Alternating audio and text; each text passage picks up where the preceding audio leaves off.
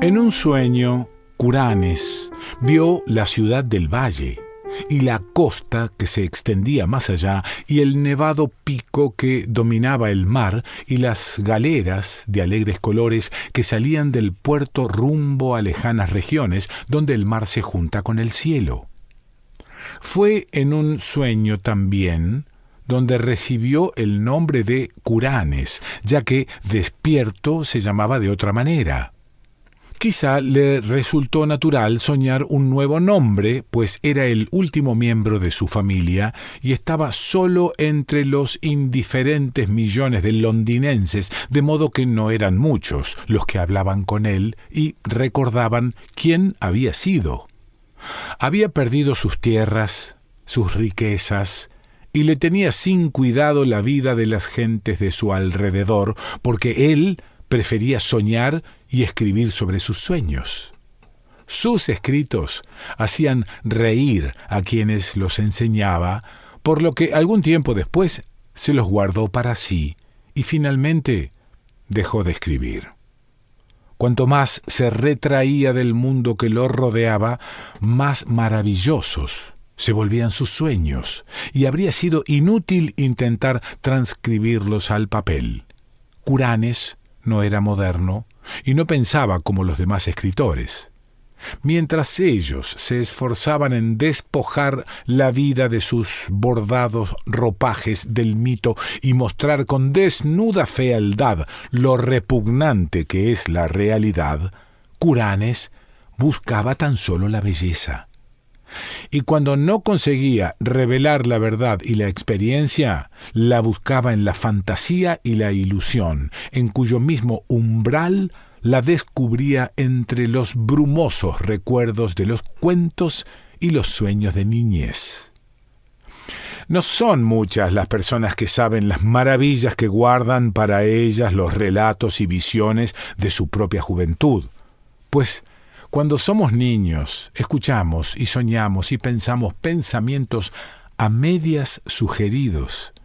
Y cuando llegamos a la madurez y tratamos de recordar, la ponzoña de la vida nos ha vuelto torpes y prosaicos. Pero algunos de nosotros despiertan por la noche con extraños fantasmas de montes y jardines encantados, de fuentes que cantan al sol, de dorados acantilados que se asoman a unos mares rumorosos, de llanuras que se extienden en torno a soñolientas ciudades de bronce y de piedra, y de oscuras compañías de héroes que cabalgan sobre enjaezados caballos blancos por los linderos de bosques espesos. Entonces sabemos que hemos vuelto la mirada a través de la puerta de marfil hacia ese mundo de maravilla que fue nuestro antes de alcanzar la sabiduría y la infelicidad. Curanes regresó súbitamente a su viejo mundo de la niñez. Había estado soñando con la casa donde había nacido, el gran edificio de piedra cubierto de hiedra, donde habían vivido 3 generaciones de antepasados suyos y donde él había esperado morir.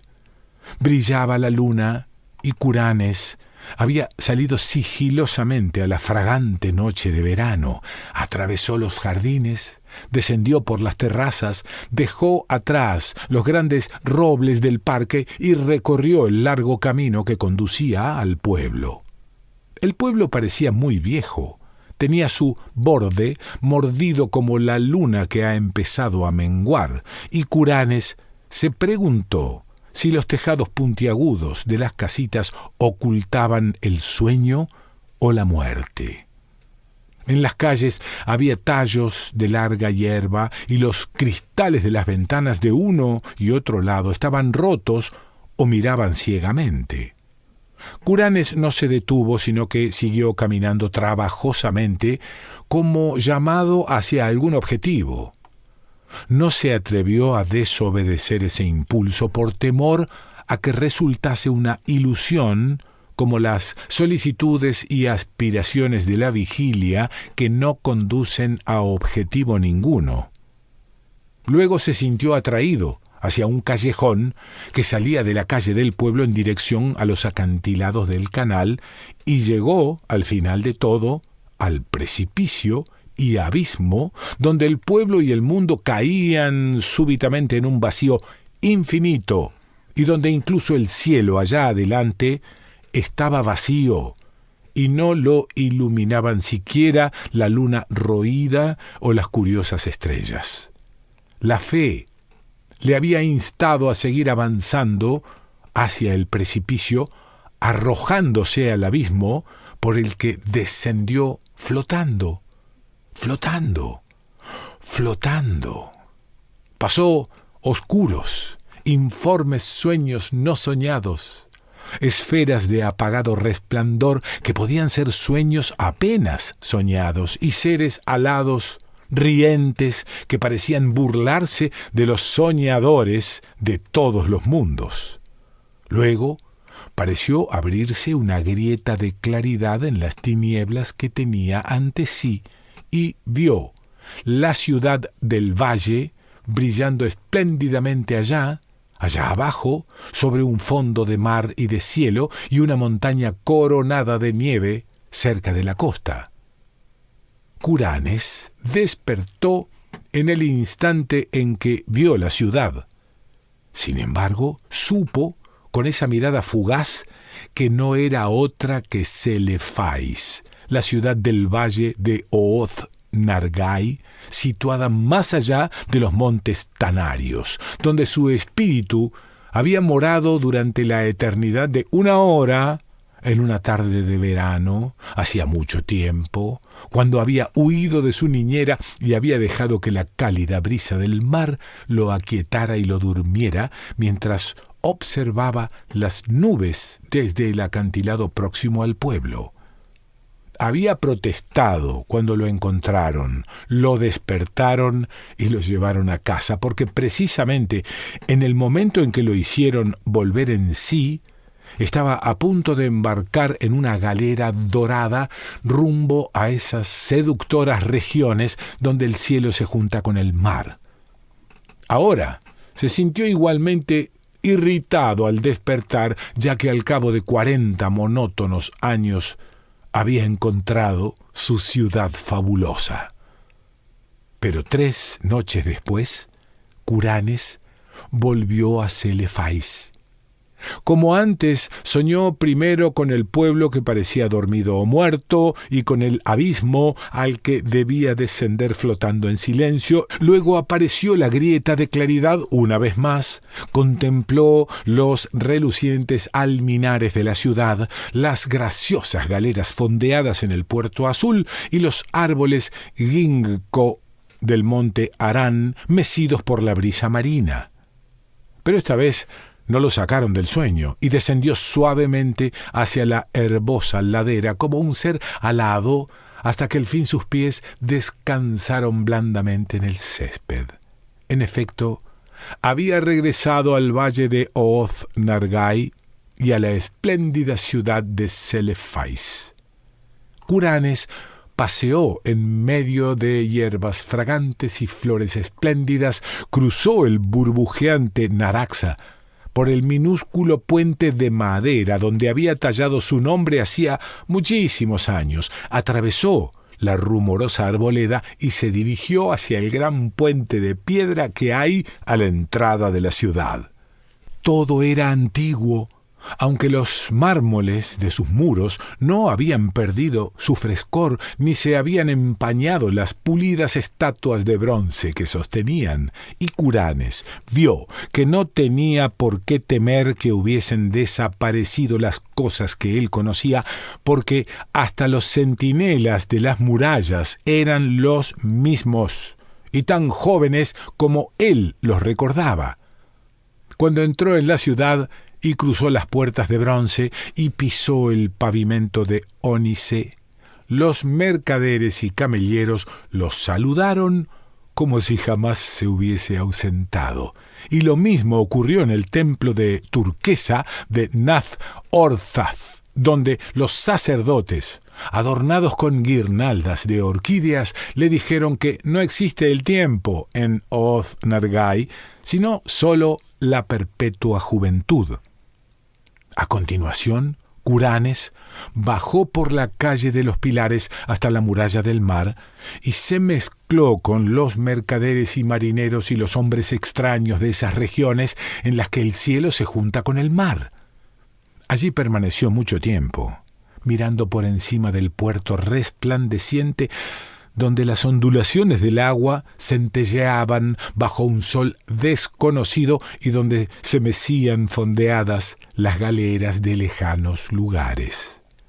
Y contempló también el monte Arán, que se alzaba majestuoso detrás de la orilla con sus verdes laderas cubiertas de árboles cimbreantes y con su blanca cima rozando el cielo.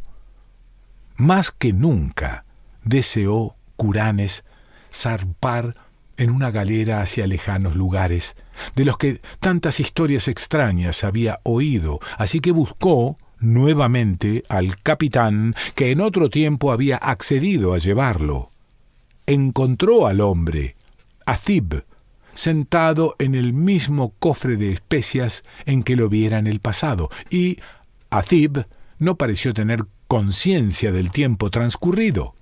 Luego fueron los dos en bote a una galera del puerto, dio órdenes a los remeros y salieron al mar serenerio que llega hasta el cielo. Durante varios días se deslizaron por las aguas ondulantes hasta que al fin llegaron al horizonte, donde el mar se junta con el cielo. No se detuvo aquí la galera, sino que siguió navegando ágilmente por el cielo azul entre vellones de nube teñidos de rosa, y muy por debajo de la quilla, Curanes divisó extrañas tierras, ríos y ciudades de insuperable belleza, tendidas indolentemente a un sol que no parecía disminuir ni desaparecer jamás. Por último, Athib le dijo que su viaje no terminaba nunca y que pronto entraría en el puerto de Saranian, la ciudad de mármol rosa de las nubes, construida sobre la etérea costa donde el viento de poniente sopla hacia el cielo. Pero cuando las más elevadas de las torres esculpidas de la ciudad surgieron a la vista, se produjo un ruido en alguna parte del espacio y Curanes despertó en su buhardilla de Londres. Después, Curanes buscó en vano durante meses la maravillosa ciudad de Celefais y sus galeras que hacían la ruta del cielo, y aunque sus sueños lo llevaron a numerosos y espléndidos lugares, nadie pudo decirle cómo encontrar el valle de Ooth Nargai situado más allá de los montes Tanarios. Una noche voló por encima de oscuras montañas, donde brillaban débiles y solitarias fogatas de campamento muy diseminadas, y había extrañas y velludas manadas de reses, cuyos cabestros portaban tintineantes cencerros. Y en la parte más inculta de esta región montañosa, tan remota que pocos hombres podían haberla visto, descubrió una especie de muralla o calzada empedrada espantosamente antigua que zigzagueaba a lo largo de cordilleras y valles, y demasiado gigantesca para haber sido construida por manos humanas. Más allá de esa muralla, en la claridad gris del alba, llegó a un país de exóticos jardines y cerezos, y cuando el sol se elevó, contempló tanta belleza de flores blancas, verdes follajes y campos de césped, pálidos senderos, cristalinos manantiales, pequeños lagos azules, puentes esculpidos y pagodas de roja techumbre que, embargado de felicidad, olvidó Celefais por un instante, pero nuevamente la recordó al descender por un blanco camino hacia una pagoda de roja techumbre, y si hubiese querido preguntar por ella a la gente de esta tierra, habría descubierto que no había allí gente alguna, sino pájaros y abejas y mariposas. Otra noche, Curanes subió por una interminable y húmeda escalera de caracol hecha de piedra y llegó a la ventana de una torre que dominaba una inmensa llanura y un río iluminado por la luna llena, y en la silenciosa ciudad que se extendía a partir de la orilla del río, creyó ver algún rasgo o disposición que había conocido anteriormente. Habría bajado a preguntar el camino de Oath Nargai si no hubiese surgido la temible aurora de algún remoto lugar del otro lado del horizonte, mostrando las ruinas y antigüedades de la ciudad y el estancamiento del río cubierto de cañas, y la tierra sembrada de muertos, tal como había permanecido desde que el rey Kinaratolis regresara de sus conquistas para encontrarse con la venganza de los dioses. Y así Curanes buscó inútilmente la maravillosa ciudad de Celephais y las galeras que navegaban por el cielo rumbo a Seranian, contemplando entre tanto numerosas maravillas y escapando en una ocasión milagrosamente del indescriptible gran sacerdote que se oculta tras una máscara de seda amarilla y vive solitario en un monasterio prehistórico de piedra en la fría y desierta meseta de Leng. Al cabo del tiempo, le resultaron tan insoportables los desolados intervalos del día que empezó a procurarse drogas a fin de aumentar sus períodos de sueño. El hashish lo ayudó y en una ocasión lo trasladó a una región del espacio donde no existen las formas, pero los gases incandescentes estudian los secretos de la existencia. Y un gas violeta le dijo que esta parte del espacio estaba al exterior de lo que él llamaba el infinito. El gas no había oído hablar de planetas ni de organismos, sino que identificaba a Curanes como una infinitud de materia, energía y gravitación. Curanes se sintió ahora muy deseoso de regresar a la Celephais salpicada de alminares y aumentó su dosis de droga. Después, un día de verano, lo echaron de su buhardilla y vagó sin rumbo por las calles, cruzó un puente y se dirigió a una zona donde las casas eran cada vez más escuálidas. Y allí fue donde culminó su realización y encontró el cortejo de caballeros que venían de Celephais para llevarlo allí para siempre. Hermosos eran los caballeros, montados sobre caballos ruanos y ataviados con relucientes armaduras, y cuyos tabardos tenían bordados extraños blasones con hilo de oro. Eran tantos que Curanes casi los tomó por un ejército, aunque habían sido enviados en su honor, porque era él quien había creado Oath Nargai en sus sueños, motivo por el cual iba a ser nombrado ahora su dios supremo. A continuación dieron a Curanes un caballo y lo colocaron a la cabeza de la comitiva y emprendieron la marcha majestuosa por las campiñas de Surrey hacia la región donde Curanes y sus antepasados habían nacido. Era muy extraño, pero mientras cabalgaban parecía que retrocedían en el tiempo, pues cada vez que cruzaban un pueblo en el crepúsculo veían a sus vecinos y sus casas como Chaucer y sus predecesores les vieron, y hasta se cruzaban a veces con algún caballero con un pequeño grupo de seguidores. Al avecinarse la noche marcharon más deprisa y no tardaron en galopar, tan prodigiosamente como si volaran en el aire. Cuando empezaba a alborear, llegaron a un pueblo que Curanes había visto bullente de animación en su niñez, y dormido o muerto durante sus sueños. Ahora estaba vivo, y los madrugadores aldeanos hicieron una reverencia al paso de los jinetes calle abajo entre el resonar de los cascos que luego desaparecieron por el callejón que termina en el abismo de los sueños. Curanes se había precipitado en ese abismo de noche solamente y se preguntaba cómo sería de día, así que miró con ansiedad cuando la columna empezó a acercarse al borde y mientras galopaba cuesta arriba hacia el precipicio, una luz radiante, dorada, surgió de occidente y vistió el paisaje con refulgentes ropajes. El abismo era un caos hirviente de rosáceo y cerúleo esplendor. Unas voces invisibles cantaban gozosas, mientras el séquito de caballeros saltaba al vacío y descendía flotando graciosamente a través de las nubes luminosas y los plateados centelleos. Seguían flotando los jinetes y sus corceles pateaban el éter como si galopasen sobre doradas arenas. Luego los encendidos vapores se abrieron para revelar un resplandor aún más grande, el resplandor de la ciudad de Celefais, y la costa más allá, y el pico que dominaba el mar, y las galeras de vivos colores que zarpan del puerto rumbo a lejanas regiones donde el cielo se junta con el mar.